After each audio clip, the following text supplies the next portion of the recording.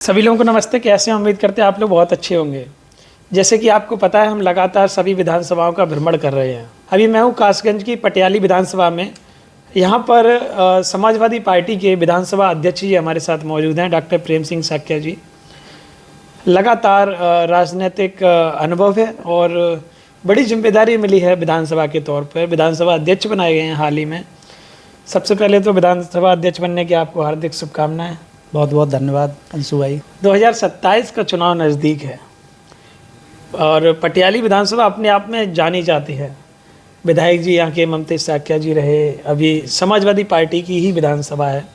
बाकी की सभी विधानसभा सीट पर एटा कासगंज में भारतीय जनता पार्टी है।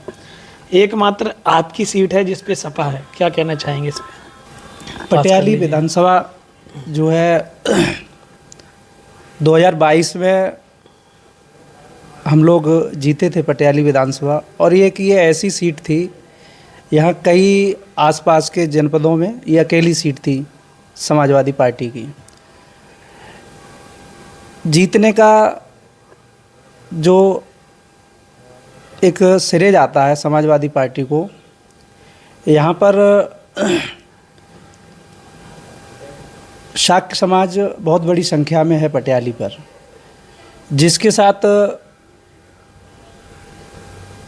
2022 से और 17 के बीच में तमाम ऐसी घटनाएं हुई समाज के साथ। लोगों के सर फाड़े गए, जगह जगह अपमानित किया गया। और यहाँ पर शाक्य समाज के साथ साथ अन्य बैकवर्ड और एससी सब एकजुट हुआ और एकजुट होकर के उसने समाजवादी पार्टी को वोट दिया। दूसरा एक कारण ये भी है कि अंशु भाई, अपना जो शाक्य कुशवाहा मौर्य सैनी समाज है प्रदेश का, वो भाजपा की जो नीतियां हैं, चाहे तो हमारे महापुरुषों के साथ गलत हो रहा है वो हम सब लोग देख ही रहे हैं, चाहे संविधान की बात हो, तमाम ऐसी चीज़ें हैं जिस पर भाजपा कुठाराघात कर रही है। तो यही है कि यही कारण था कि पटियाली पे बहुत ज़्यादा अन्याय अत्याचार हुआ उस दौरान और समाज के लोग एकजुट हुए। सभी पिछड़े दलित अल्पसंख्यक एकजुट होकर के समाजवादी पार्टी को वहाँ से जिताया।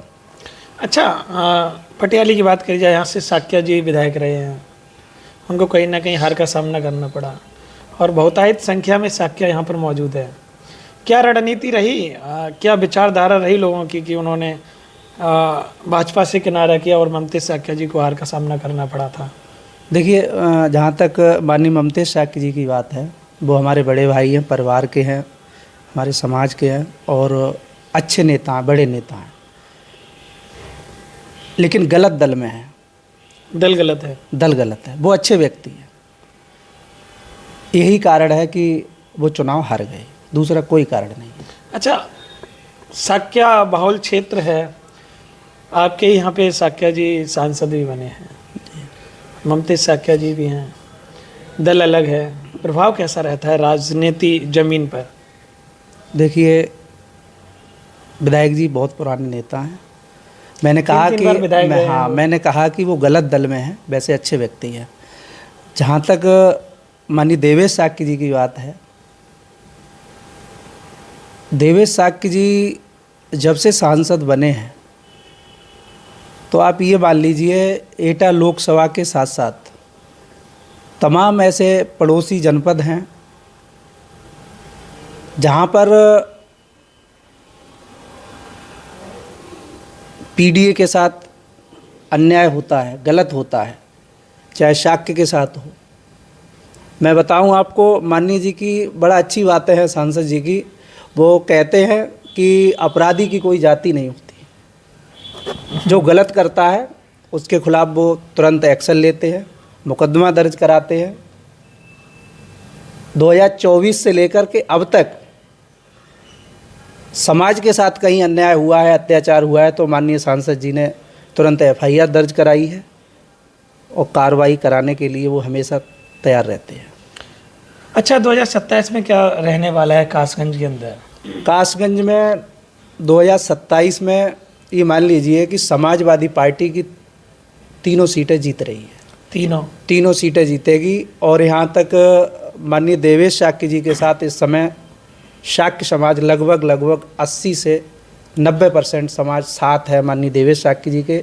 ये कासगंज जिले की ही बात नहीं है, हमारा पड़ोसी जनपद एटा है, आपका कुछ विधानसभाएं फरुखाबाद की आ जाती हैं, आपके आसपास की जो विधानसभाएं हैं कई एक, वहाँ का समाज पूरी तरह से, अब मैंने बताया 80 से 90% देवेश शाक्य जी को अपना नेता मान रहा है। अच्छा, ऐसा भी तो है ना, केशव प्रसाद मौर्य जी डिप्टी सीएम है, भाजपा ने सम्मान भी दिया उनको, डिप्टी सीएम है, हारे थे चुनाव फिर भी, उसका कुछ प्रभाव पड़ेगा?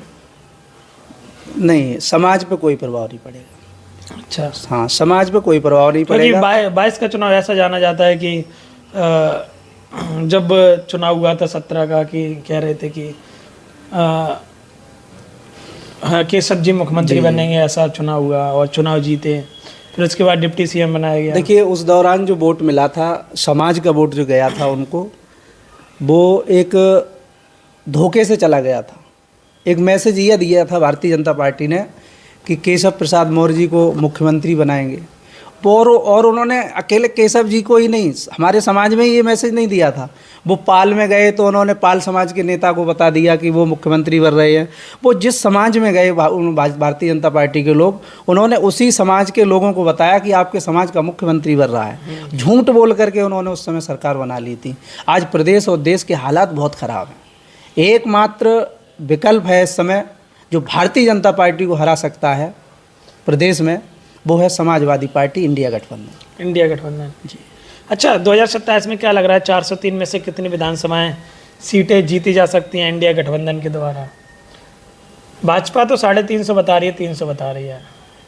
ये मान लीजिए कि वो तो हमेशा झूठ की राजनीति करते हैं।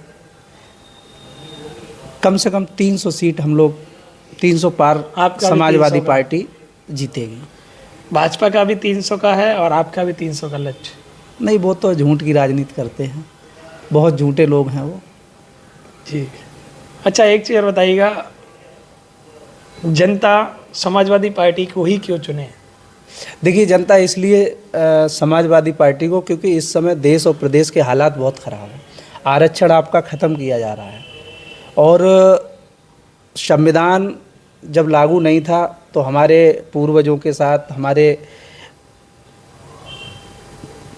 जो पूर्वज थे उनके साथ किस तरह का अन्याय अत्याचार होता था, ये किसी से छिपा नहीं है। भारतीय संविधान लागू होने के बाद थोड़ा बहुत हम लोगों को जो मान सम्मान मिला है, और आज हम लोग थोड़ा बहुत जो जीवन के पहलू में थोड़ा बहुत आगे बढ़े हैं, वो भारतीय संविधान की देन है। और भारतीय संविधान को बचाने के लिए एकमात्र उत्तर प्रदेश में पार्टी है समाजवादी पार्टी, इंडिया गठबंधन। इसलिए भारतीय जनता पार्टी का हटना बहुत ज़रूरी है, बहुत ज़रूरी है। चलिए, तो आप ये बताइएगा, कैसे पटियाली, कासगंज और दूसरी कौन सी विधानसभा है, अमापुर जी, 3 विधानसभाएं हैं, तीनों पर आपने दावा किया कि कहीं ना कहीं सपा नहीं, तीनों सीटें समाजवादी पार्टी जीतेगी, समाजवादी। चलिए, तो आप लोगों ने देखा हमारे साथ पटियाली विधानसभा के विधानसभा अध्यक्ष डॉक्टर प्रेम सिंह साक्या जी मौजूद थे और तमाम तरीके की चर्चाएं की हैं। एक सवाल और बता दीजिए, यूजीसी का समर्थन करते हैं या विरोध? यूजीसी एक अच्छा कानून है और इसको लागू होना चाहिए था, लेकिन भारतीय जनता पार्टी ने लाई तो है, भारतीय जनता पार्टी नहीं लेके आई, लेकिन उसने ही फंसा दिया। अच्छा कानून था, इसको लागू होना चाहिए, हम समर्थन में है। चलिए, तो आपने देखा हमारे साथ डॉक्टर प्रेम सिंह साक्या जी मौजूद थे और तमाम तरीके की राजनीतिक चर्चाएं हुई हैं। यूजीसी का समर्थन करते हैं और कहीं ना कहीं 2027 में सरकार बनने का दावा भी किया है। क्या समाजवादी पार्टी वापसी कर पाएगी या फिर भारतीय जनता पार्टी पुनः आएगी? आप क्या सोचते हैं, कमेंट करके जरूर बताइएगा कासगंज की राजनीति के बारे में। बहुत बहुत धन्यवाद।